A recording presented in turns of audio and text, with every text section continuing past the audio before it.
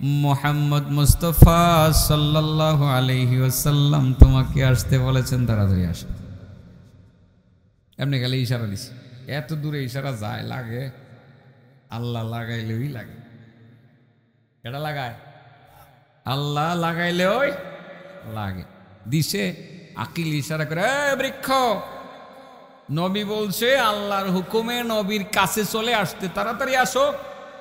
সঙ্গে সঙ্গে বৃক্ষ ডান পাশে এসে দাঁড়িয়ে গেল। সুবহানাল্লাহ।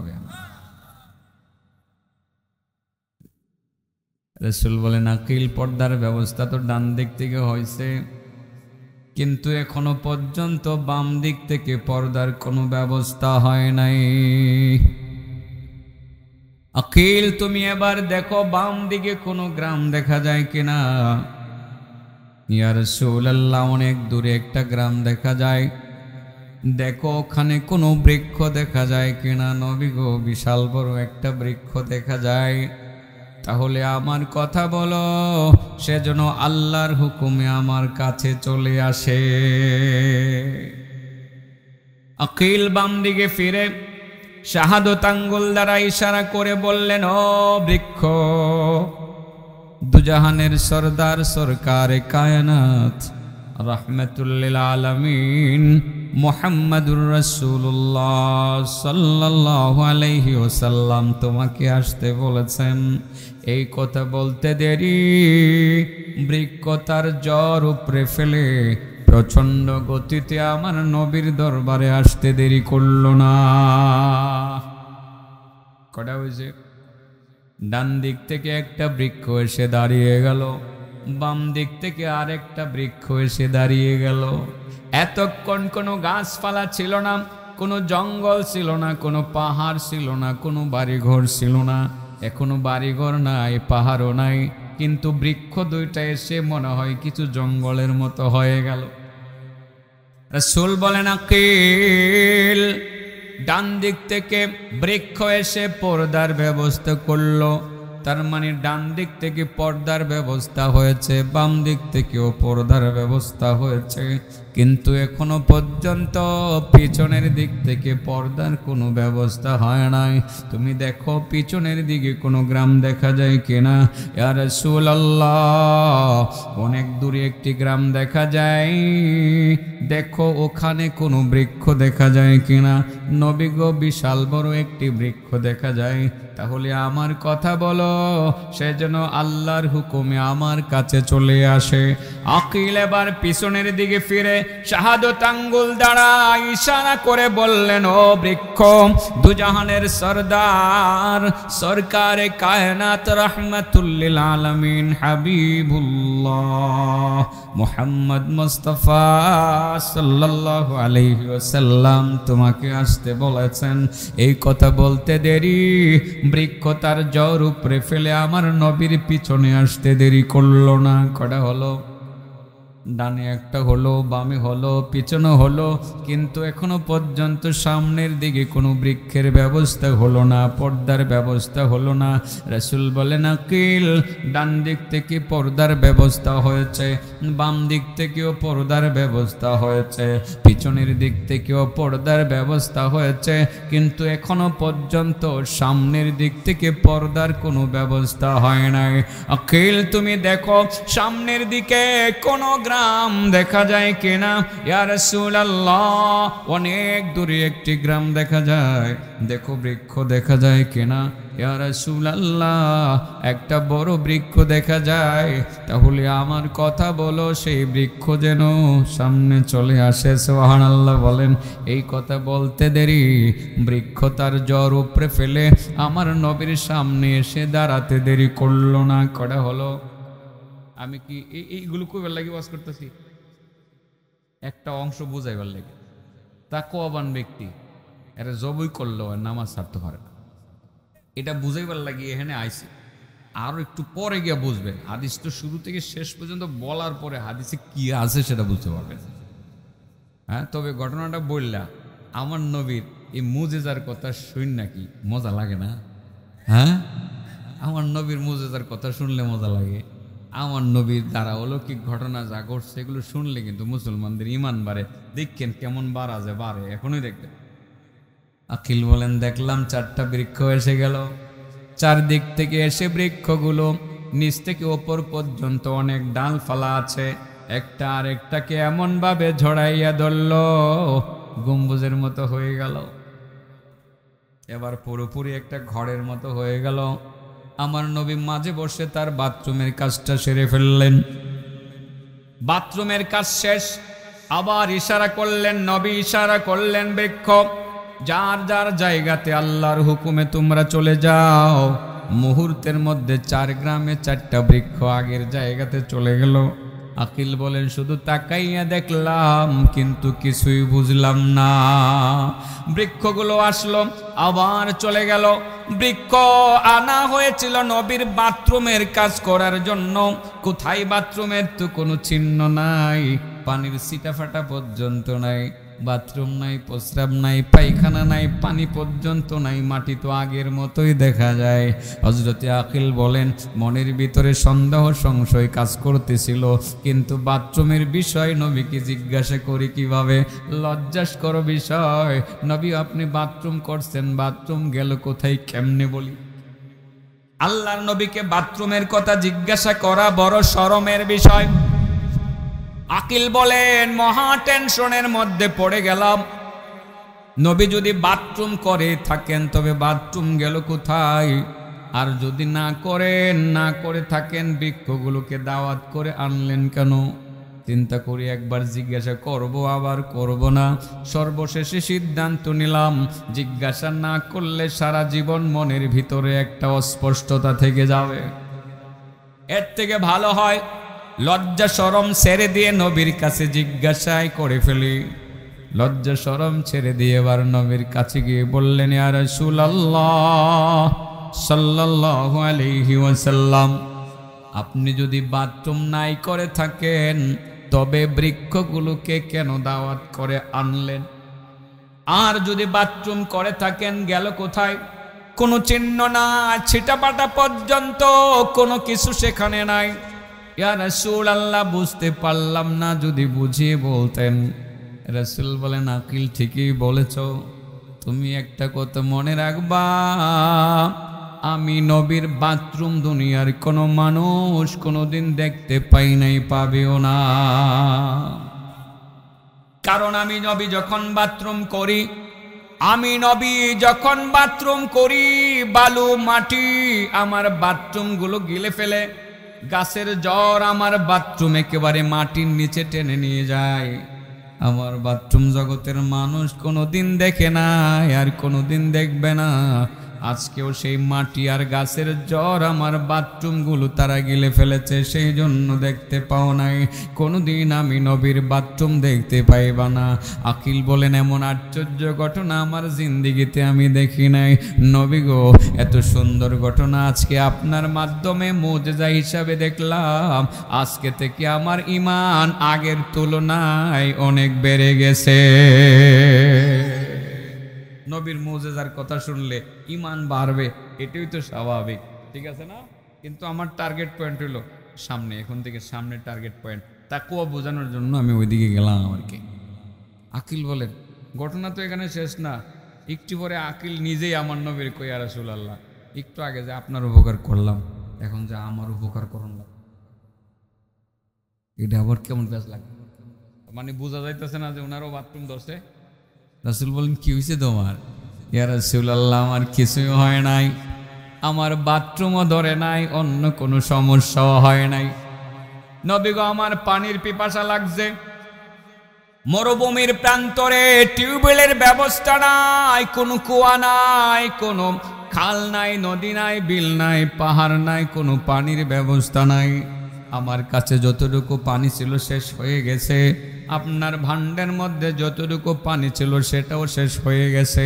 মরুভূমির প্রান্তরে কলিজা ফেটে যাওয়ার উপক্রম হচ্ছে। নবী গো, দয়া করে যদি একটু ঠান্ডা পানির ব্যবস্থা করতেন তাহলে অন্তত পক্ষে কলিজাটাকে ভিজাইতে পারতাম। রাসূল বলেন আকিল, মরুভূমির প্রান্তরে পানি পাইবা তুমি কোথায়? এখানে কোনো কুয়ার ব্যবস্থা নাই, এখানে পানি নাই, বাড়ি ঘর নাই, কোথায় টিউবওয়েলের কোনো ব্যবস্থা নাই, কোথায় তুমি পানি পাবে আকিল? যেহেতু আমি নবীর কাছে পানি চাইলাম, তুমি একটা কাজ করো, ওই যে দূরে একটা পাহাড় দেখা যায়, তুমি ওই পাহাড়ের কাছে যাও, পাহাড়ের কাছে গিয়া ওই আমি নবীর কথা তুমি বলে দিও, আমার কথা বলিও, যদি পাহাড়ের মধ্যে পানি থাকে যাতে সামান্য একটু পানি তোমারে দিয়ে দেয়। পাহাড়ের মধ্যে পানি আছে? হ্যাঁ, আমরা দেশের পাহাড়ও আছে, চট্টগ্রাম, সিলেট, খাগড়াছড়ি, হ্যাঁ, ওইসব অঞ্চলের পাহাড়ের ঝর্ণা থেকে পানি পড়ে। কিন্তু আরব দেশে যে গেছেন চাচা, পাহাড়ের মধ্যে কি গাছ আর মাটি আছে? গাছ আছে, কি আছে দেখা যায়? খালি পাথর আর পাথর, পানি আছে? পানি দেখা যায় না। আমাদের দেশে আছে, কিন্তু এই দেশে আমার চোখে পড়ছে না কোনো পাহাড়ে যে পানি আছে। পাহাড়ের মধ্যে শুধু পাথর, পাথর আর পাথর। মানে কোনো কোনো পাহাড়কে মনে হয় একটা পাহাড় আস্তা একটা পাথর, এরকম মনে হয় না? এরকম মনে হয়। আকিল চলে গেলেন পাহাড়ের কাছে। পাহাড়ের কাছে নবীর নির্দেশ পালনার্থে সে পাহাড়ের কাছে গিয়ে তিনি পাহাড়ের সাথে কথা শুরু করলেন। পাহাড়কে তিনি ডেকে বললেন, পাহাড়, আমাকে আখিরি জামানার নবী রাহমাতুল লিল আলামিন মুহাম্মদ মুস্তাফা হাবিবুল্লাহ মুহাম্মদুর রাসূলুল্লাহ তোমার কাছে পাঠাইছে। তোমার মধ্যে যদি কোনো পানি থাকে দয়া করে আমাকে একটু পানি দিয়ে দাও। পাহাড় তো মানুষ না যে কথা বলতে পারবে, তবে মুহূর্তের মধ্যে পাহাড়ের জবান খুলে গেল মানুষের মতো। পাহাড় জবান খুলে জবাব দিল, ভাই আকিল, দুঃখিত, তোমাকে পানি দিতে পারলাম না। নবীর কাছে ক্ষমা চাইও আমাদের পক্ষ থেকে। আমরা পাহাড়ের মধ্যে শুধু পাথর আর পাথর, আমরা তোমাকে পানি দিতে পারলাম না। কারণ যেদিন থেকে কোরআনের একটি আয়াত আমরা শুনেছিলাম, যে আয়াতের অর্থ হলো, ইমানদারগণ তোমরা নিজেরা জাহান্নামের আগুন থেকে বাঁচো, পরিবার পরিজনকে জাহান্নামের আগুন থেকে বাঁচাও। যেই জাহান্নামের আগুনের মধ্যে মানুষ জ্বলবে আর পাথর জ্বলবে। যেই জাহান্নামের আগুনের মধ্যে মানুষ জ্বলবে আর পাথর জ্বলবে, জাহান্নামের আগুনে মানুষ জ্বলবে আর পাথর জ্বলবে। আমরা পাহাড়ের মধ্যে শুধু পাথর আর পাথর। যেদিন থেকে জাহান্নামের আগুনের মধ্যে মানুষের সঙ্গে পাথরও জ্বলবে, তার মানে পাথর দিয়ে মানুষকে জ্বালানো হবে। পাথর নিজে জ্বলার জন্য জ্বলবে না, জ্বালানোর জন্য জ্বলবে। দুনিয়াতে যেমন লাকড়ি দিয়ে আগুন জ্বালানো হয়, জাহান্নামের আগুনকে পাথর দিয়ে জ্বালানো হবে। ওই পাহাড় বলতে শুরু করলো, বাইরে আকিল, যেদিন থেকে জানতে পারলাম জাহান্নামের আগুনের মধ্যে মানুষ জ্বলবে আর পাথর জ্বলবে, আমরা পাহাড়ের পাথরেরা আল্লাহর ভয়ে আর জাহান্নামের ভয়ে, আল্লাহর ভয়ে আর জাহান্নামের ভয়ে এতটা কান্না করেছি, কান্না করতে করতে আমাদের চোখের পানি শুকাইয়ে গেছে, আমাদের মধ্যে আর কোনো পানি নাই। দুঃখিত, তোমাকে পানি দিতে পারলাম না। পাহাড়ও আল্লাহর ভয়ে কাঁদে না? আরে আল্লাহর ভয়টাই তো তাকওয়া। পাহাড়ও আল্লাহর ভয়ে কাঁদে, পাথরও জাহান্নামের ভয়ে কাঁদে। কাঁদে কি কাঁদে না? পাহাড় যদি আল্লাহর ভয়ে কাঁদতে পারে, পাথরের ভিতরে যদি তাকওয়া থাকতে পারে, পাহাড়ের মধ্যে যদি তাকওয়া থাকতে পারে, আল্লাহ তো মানুষকে আশরাফুল মাখলুকাত হিসাবে বানাইছে, মানুষের তো আরো বেশি কাঁদা উচিত, আল্লাহর ভয় অন্তরে রাখা উচিত, ঠিক না বেঠিক? কোরআনে আল্লাহ বলেন, ইয়া আইয়ুহাল্লাযীনা আমানু কু আনফুসাকুম ওয়া আহলিকুম নারা ওয়াকুদুহান নাসু ওয়াল হিজারা আলাইহা মালাইকাতুন গিলাজুন শিদাদুল লা ইয়াসুনাল্লাহা মা আমারহুম ওয়া ইয়াফআলুনা মা ইউমারুন। ইমানদারগণ, তোমরা নিজেরা জাহান্নামের আগুন থেকে বাঁচো, পরিবার পরিজনকে জাহান্নামের আগুন থেকে বাঁচাও। যে জাহান্নামের আগুনে মানুষ জ্বলবে আর পাথর জ্বলবে। ওই পাহাড়ের পাথর মুখ খুলে মানুষের কণ্ঠে বলতে শুরু করলো, আকিল দুঃখিত, তোমাকে পানি দিতে পারলাম না, কারণ যেদিন থেকে জানতে পেরেছিলাম জাহান্নামের আগুনে মানুষ জ্বলবে আর পাথর জ্বলবে, সেদিন থেকে আমরা পাহাড়ের পাথরেরা আল্লাহর ভয়ে আর জাহান্নামের ভয়ে এত পরিমাণ কান্না করেছে। কান্না করতে করতে আমাদের চোখের পানি শুকিয়ে গেছে, আমাদের মধ্যে কোনো পানি নাই, দুঃখিত, তোমাকে পানি দিতে পারলাম না। আকিল চলে আসলেন নবীর দরবারে, ইয়া রাসূলুল্লাহ, ইয়া হাবিবাল্লাহ সাল্লাল্লাহু আলাইহি ওয়াসাল্লাম, নবী গো, আপনার নির্দেশ পালন করার জন্য পানি আনতে পাহাড়ের কাছে গেছিলাম। পাহাড় পরিষ্কার পানি দিতে অস্বীকৃতি জানালো। পাহাড় বলে দিল, যেদিন থেকে তারা জানতে পারছে জাহান্নামের আগুনে মানুষ জ্বলবে আর পাথর জ্বলবে, সেদিন থেকে নাকি পাহাড়ের পাথরেরা আল্লাহর ভয়ে কান্না করতে করতে তাদের চোখের পানি শুকাইয়া গেছে। জাহান্নামের ভয়ে কান্না করতে করতে তাদের পানি শুকাইয়া গেছে, চোখের পানি শুকাইয়া গেছে। সেই জন্য আমাকে পানি দিতে পারলো না, খালি হাতে বিদায় করে দিল। রাসূল বলেন, আমার সাহাবী আকিল, আমি মূলত তোমাকে পাহাড়ের কাছে পানি আনতে পাঠাই নাই, এই জন্য আমি পাঠাইছিলাম না যে তুমি পানি আনবে।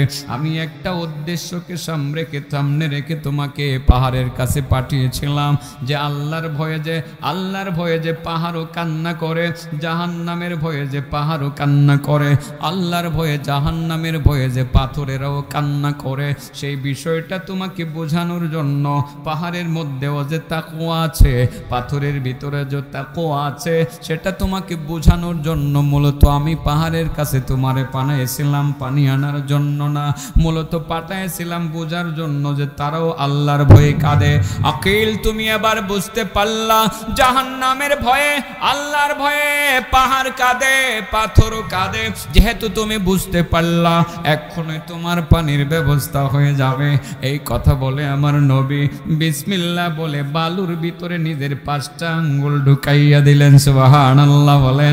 সেখান থেকে পানির ফোয়ারা বের হয়ে গেল। কি সুন্দর পরিষ্কার পানি, কি চমৎকার ফর্সা পানি, কি স্বচ্ছ পানি বের হয়ে গেল। নবী বলেন, আকিল পানি নাও, ওযু গোসল করে নাও, মশক বোরাইয়া নাও, ঠান্ডা পানি পান করিয়া তোমার কলিজা ঠান্ডা করে না।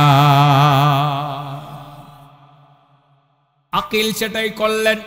অতঃপর বললেন, ইয়া রাসূলুল্লাহ, দেখলাম কি, কইলেন কি, আর হইল কি? আঙ্গুলের ভিতর থেকে পানির ফোয়ারা বের হয়ে গেল। আবার পাহাড়ের পাথররা কথা বলল, আল্লাহর ভয় নাকি তাদের ভিতরেও আছে, জাহান্নামের ভয় নাকি তাদের ভিতরেও আছে। এমন ঘটনা আমার কোনোদিন দেখি নাই, আমি দেখি নাই। এটা দেখার পরে আজকে আমার ঈমান আরো বেশি বেড়ে গেছে। সুবহানাল্লাহ বলেন। পাথরের ভিতরে তাকওয়া আছে না, পাহাড়ের ভিতরে আছে। আল্লাহ আমাদেরকে বলছে তাকওয়াটারে হাতে রাখো, ওয়াতাজাওয়াদু ফাইন্না খায়রাজ যাদিত তাকওয়া ওয়াত্তাকুন ইয়া উলিল আলবাব। আইতেছি সম্ভব হলে আমি কমো, এখনো বিষয়টাকে পুরোপুরিভাবে আমি টাচ করতে পারি নাই। আর 2 মিনিট পরে বিষয়টা বুঝবেন।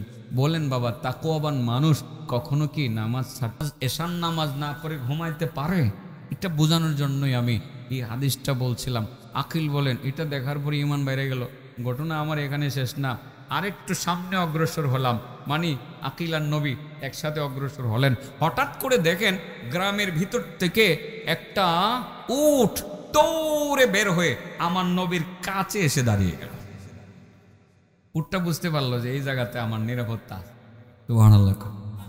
আমার নবীরে উটেও চিনছে, এটা চিনছে, কিন্তু আমরা চিনি না। খালি মুখে মুখে বলি, নবীর গুণগান গাই, মাঝে মধ্যে নবীর সামনে 2-4টা গজল গায়, খালি মুখে মুখে ওই নবীরে চিনি, কিন্তু বাস্তবিক অর্থে নবীরে আমরা চিনলাম না। ও উঠে চিনছে, কেডা চিনছে? উঠে চিনছে। নবীর কাছে এসে মাথাটা এমনি লড়ায় নাড়ায় নাড়ায়, মানে বুঝাইতেছে ইয়া রাসূলুল্লাহ আমার একটু রক্ষা করেন, আমার একটু আশ্রয় দেন। আমার নবী খালি মাথাটার মধ্যে এভাবে হাতটা লাগাই দিছে। এবার উটের কলজা ঠান্ডা, উট কয় আমি নিরাপত্তা পাইয়া গেছি, সুবহানাল্লাহ বলেন। উট এখানে দাঁড়াই রয়েছে, আর কোথাও যায় না, রশি দিয়ে তাকে বাঁধতে হয় নাই। এ যেখানে দাঁড়াইছে, উটের কথা হলো নিরাপত্তা আমি পেয়ে গেছি, আমার আর নিরাপত্তার দরকার নাই।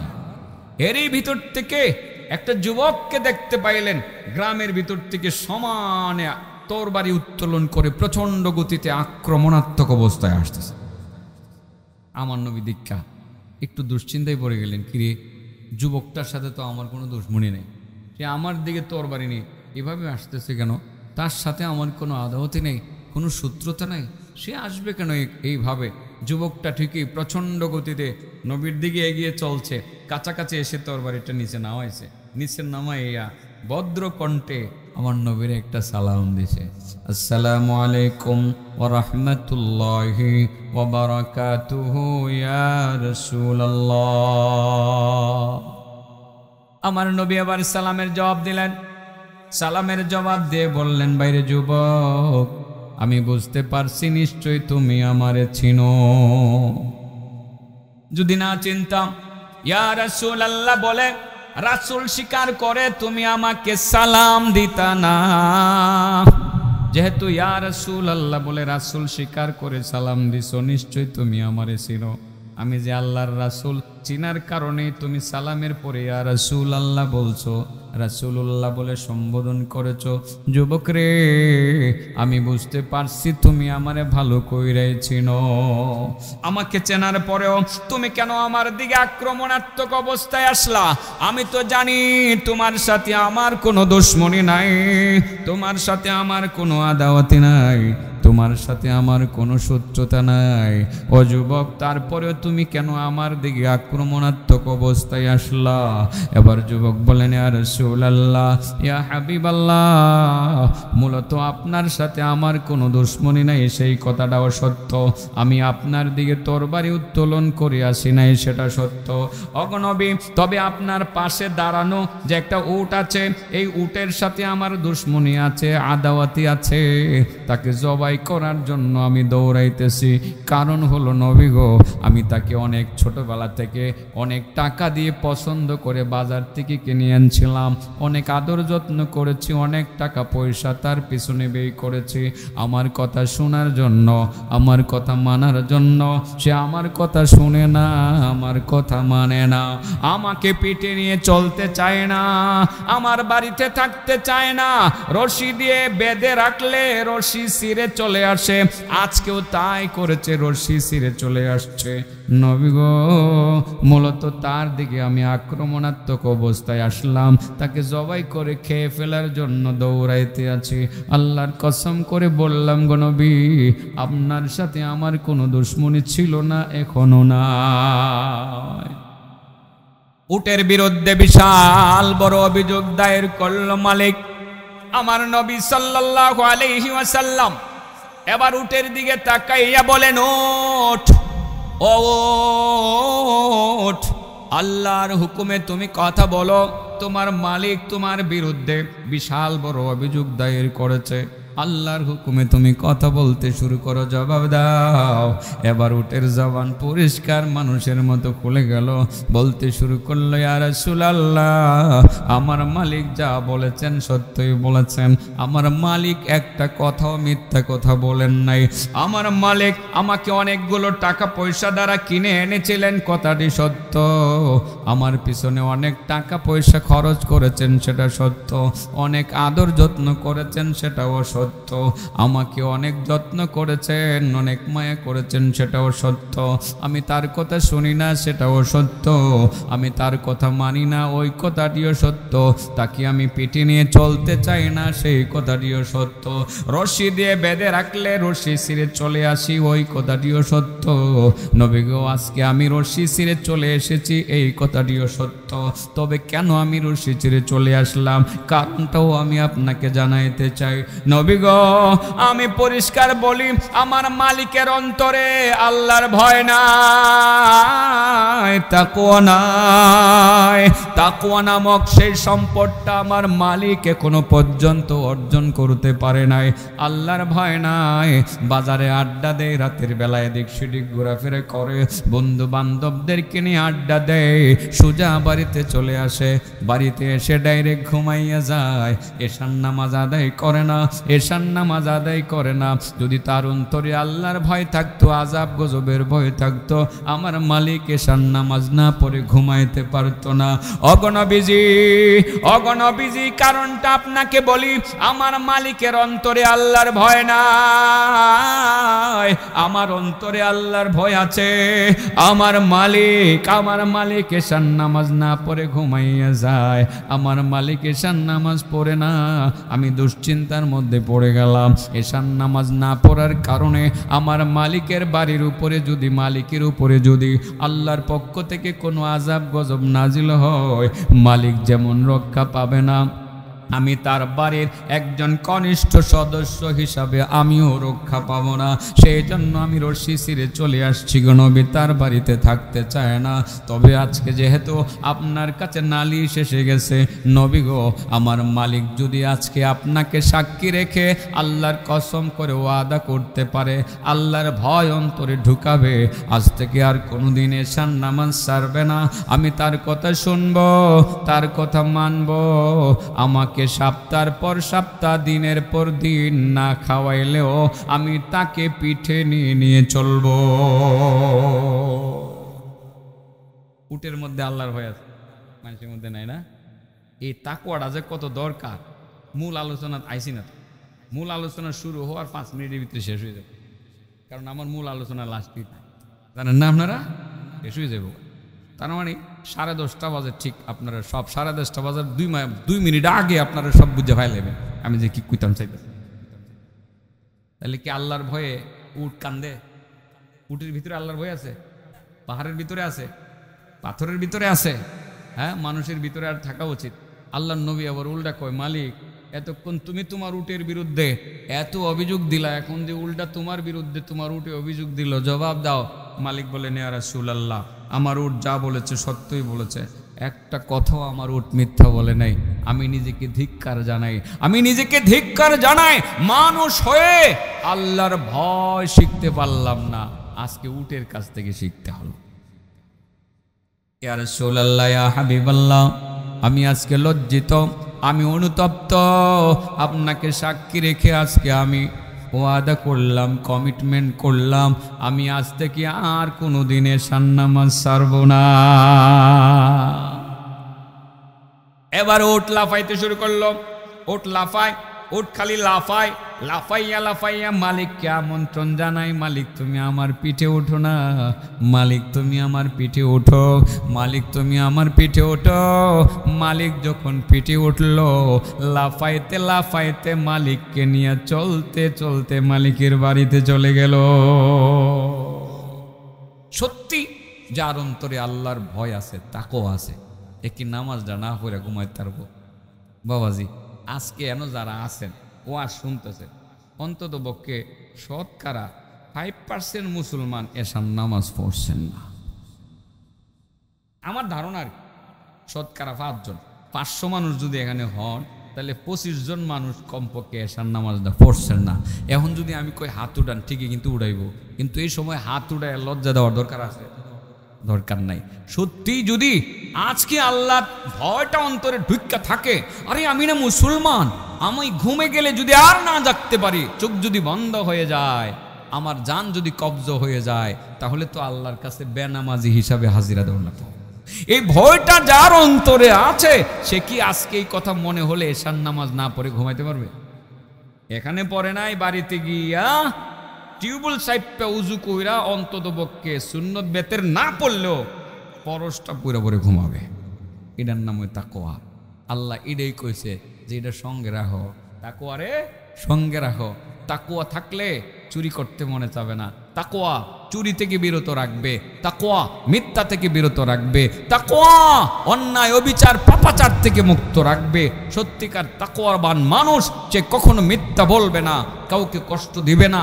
তাকওয়াবান মানুষ আরেকজনের জমিন দখল করবে না, চিন্তা করবে আমি যে তার জমিনটা দখল করবো আল্লাহর কাছে জবাব দিমু কি? আমি যে আজকে চুরি করলাম দুনিয়ার কেউ দেখতেছে না, আল্লাহ তো দেখতেছে। এগুলোর নাম হলো তাকওয়া। এই সম্পদটা যদি কোনো মানুষ অর্জন করে সঙ্গে রাখতে পারে, তার দ্বারা কোনো অন্যায় হবে না, কোনো ইবাদত তা সে ছাড়বে না, এবং সেই লোকটা আল্লাহর কাছে সম্মানী হবে, তার ইবাদতও আল্লাহর দরবারে কবুল হয়ে যাবে, তার জান্নাতের পথ সহজ হয়ে যাবে। এই তাকওয়াটা শাব্দিক করতে হইলো আল্লাহর ভয় অন্তরে রাখা। যে কোনো কাজে আমি মুসলমান, আমি এই কাজটা করতাম, আল্লাহর কাছে জবাব দিব কি? আমি যে নামাজটা পড়তাম না, মারা গেলে তো বেনামাজি হয়ে মারা যাবো, আল্লাহর কাছে জবাব দিব কি? এটার নামে তাকওয়া। এই জন্য আল্লাহ বলেন ইয়া আইয়ুহাল্লাযীনা আমানুত্তাকুল্লাহ, ঈমানদারগণ আল্লাহকে ভয় করো, আল্লাহকে ভয় করো। সর্বক্ষেত্রে তাকওয়া, তাকওয়া খুব বেশি দরকার বোঝানোর জন্য। আমি কিন্তু অন্য জায়গা থেকে তিলাওয়াত করে ফেলছিলাম, কয়েক জায়গা থেকেই করছি। একটা আয়াত বলছিলাম, একটু লম্বা করে তিলাওয়াত করছিলাম, এটা একটু বলি আগামী দিনে, যেহেতু আপনারা এই কাজটা করবেন, অসুবিধা হবে না তো? আর 2-4-5 মিনিট বেরলে অসুবিধা হবে?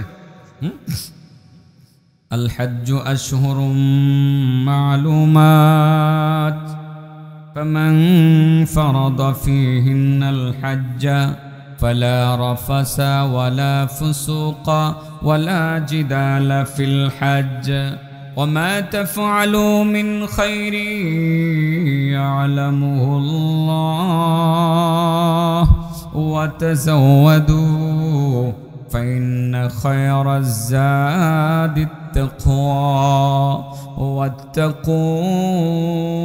واتقون يا أولي الألباب।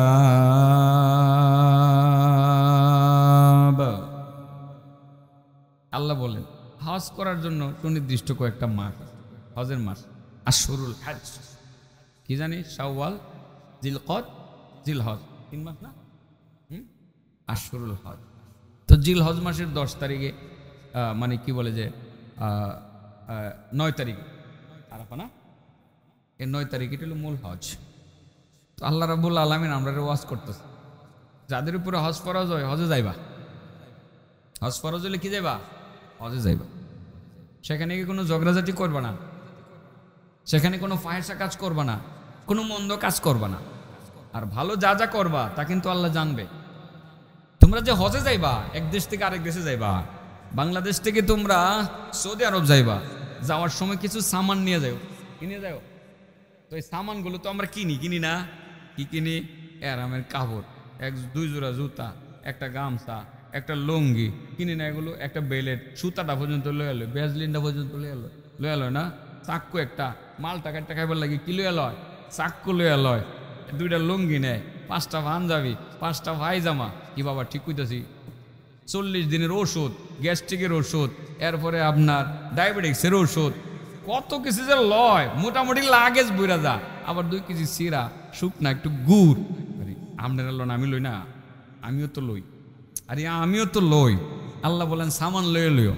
আল্লাহ এই সামানরে নিষেধ করছে না। আল্লাহ বলছে ওয়াতাজাওয়াদু, সামান নাও, কিন্তু গুড়, চিনি আর ওষুধ এগুলো নিতে ভুললা গেলেও একটা সামান নিতে বললো না, কারণ ওই সামানটা না নিলে তোমার হজ হইতো না। ওয়াতাজাওয়াদু, সামান লয়ে লও, কিন্তু একটা সামান যাতে বাদ না যা।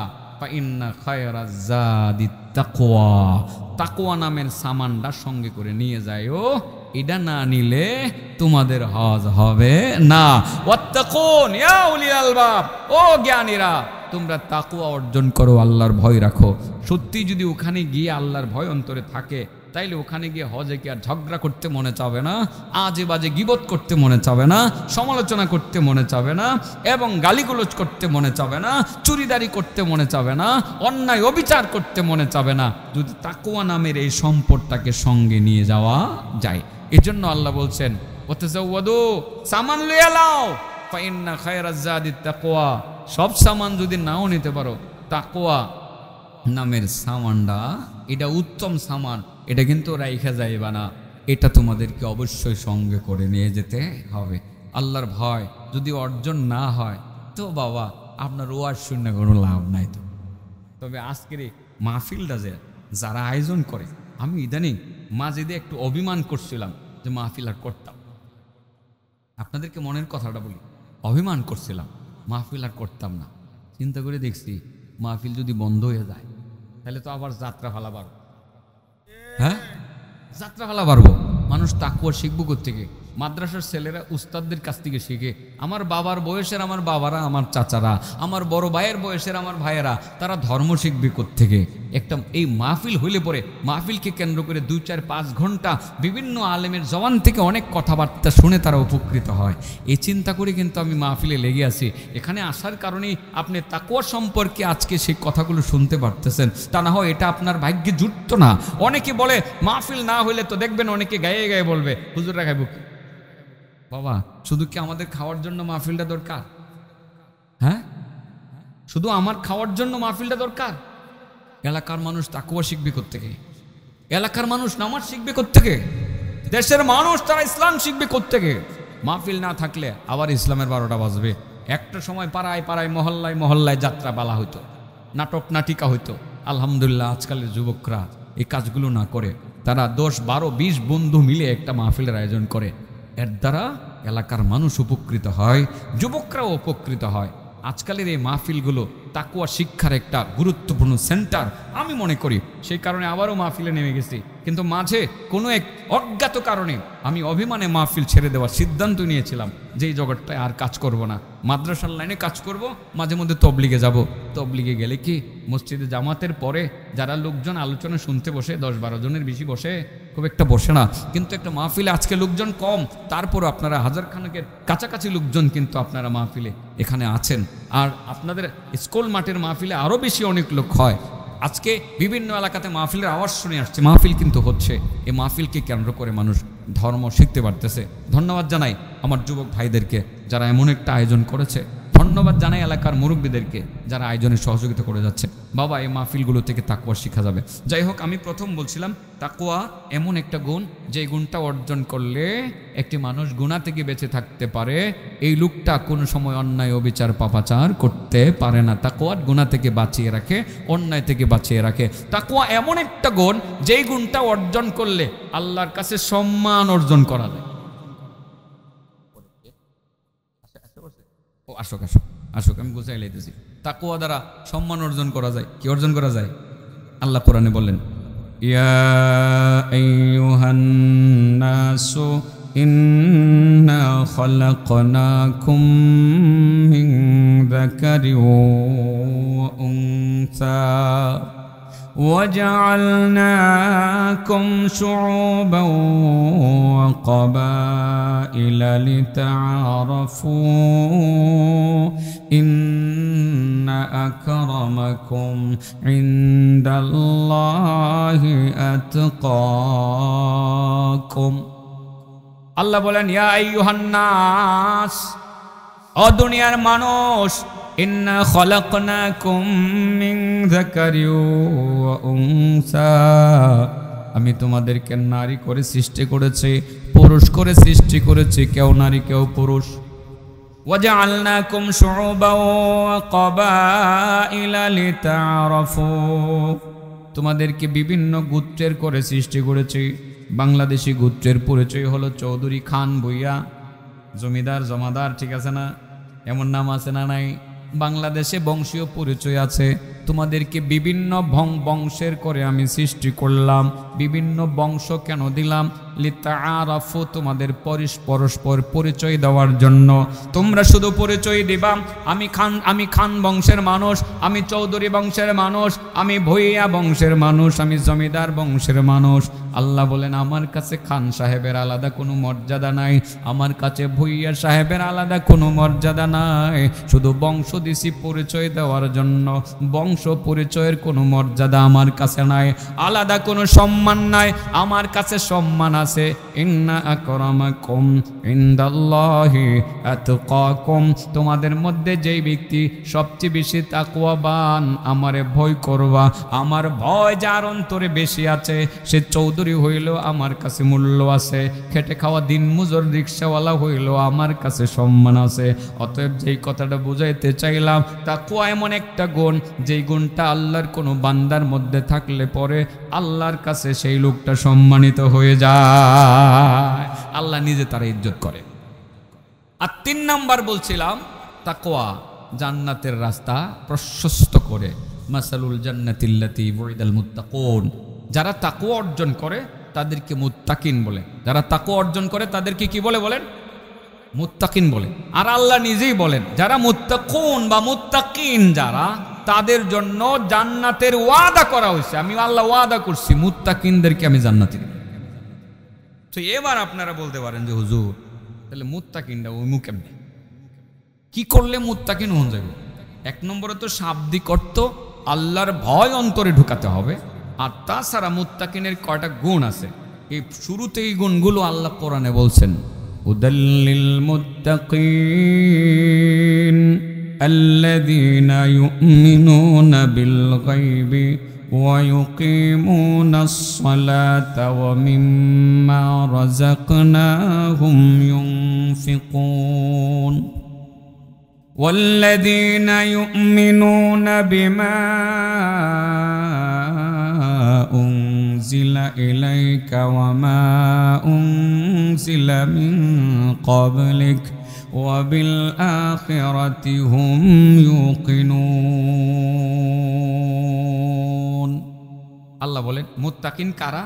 1 নম্বর যারা আল্লাহরে না দেখে বিশ্বাস করে, জান্নাত জাহান্নামের না দিকে বিশ্বাস করে, সোজা কথা যারা গায়েবের উপরে বিশ্বাস করে তারা মুত্তাকিন। এটা 1 নম্বর মুত্তাকিনের গুণ। 2 নম্বর মুত্তাকিন তারা যারা নামাজ কায়েম করে, নামাজ কায়েম ছাড়া মুত্তাকিন হওয়া যায় না। 3 নম্বর মুত্তাকিন তারা যারা আল্লাহর রাস্তায় আল্লাহর দেওয়া সম্পদ ব্যয় করে। 4 নম্বর মুত্তাকিন তারা যারা কোরআনকে বিশ্বাস করে, কোরআনের আগে যে আসমানি কিতাবগুলো নাজিল হয়েছে সেগুলোও বিশ্বাস করে। 4 নম্বর মুত্তাকিন তারা যারা পরকালকে, জান্নাত জাহান্নামকে বিশ্বাস করে। এই 5টা গুণ যাদের ভিতরে আছে তারাই মূলত তাকওয়া অর্জন করে মুত্তাকিন হইতে পেরেছে। আর সেই মুত্তাকিনদের ব্যাপারে আল্লাহ রাব্বুল আলামিন বলেন, উলাইকা আলা হুদাম মির রাব্বিহিম ওয়া উলাইকা হুমুল মুফলিহুন, তারা আল্লাহর পক্ষ থেকে হেদায়েত প্রাপ্ত, তারাই সফল, দুনিয়াতেও সফল, পরকালেও সফল। বাবা বলেন, তাকওয়া নামের শব্দের অর্থ আমরা বুঝেছি, কাকে ভয় করা। তাকওয়া অর্জন করলে পরে একটা লোক নামাজ ছাড়া থাকতে পারে, তাকওয়াবান ব্যক্তি। তাহলে আমরা কি তাকওয়া অর্জন করলাম, আল্লাহর ভয় ঢুকাইলাম? যে আজকে যদি নামাজ পড়ে, নামাজ না পড়ে মারা যায়, বেনামাজি হয়ে মরলাম। এশার নামাজটা যারা পড়েন নাই, এশার নামাজটা পড়ে ঘুমাবেন তো ইনশাআল্লাহ। আল্লাহ আমাদেরকে তাকওয়া দান করুন। সর্বক্ষেত্রে আল্লাহর ভয় যদি অন্তরে থাকে, তাকওয়া যদি থাকে, তার দ্বারা কোনো অন্যায় হবে না। আরেকজনের জমিন দখল করতে গেলেও মনে হবে, আরে আমি যে তার জমিনটা দখল করবো, আমার শক্তি আছে, আল্লাহর কাছে আমি জবাবটা দিব কি? আমি যে আরেকজনের বিরোধিতা করতেছি, তার অনেক ক্ষতি করতেছি, দুনিয়ার কোনো শক্তি হয়তো বা আমার বিরোধিতা করবে না, কিন্তু আল্লাহর কাছে আমি জবাব দেব কি? এই যে একটা ভয় ভিতরে থাকা, এটাকেই বলে তাকওয়া। চলেন এই তাকওয়াটা আমরা অর্জন করি। তাকওয়া অর্জন করলে আপনি অবশ্যই এই দুনিয়াতে সম্মান অর্জন করতে পারবেন, পরকালেও সম্মান অর্জন করতে পারবেন, জান্নাত আপনার জন্য প্রস্তুত থাকবে, আপনার দ্বারা কোনো পাপাচার হবে না। আল্লাহ আমাদেরকে সত্যিকার তাকওয়াবান মুত্তাকিন হওয়ার তৌফিক দান করুন। ওয়া আখিরু দাওয়ানা আলহামদুলিল্লাহি রাব্বিল আলামিন। আসসালামু আলাইকুম ওয়া রাহমাতুল্লাহি ওয়া বারাকাতুহু।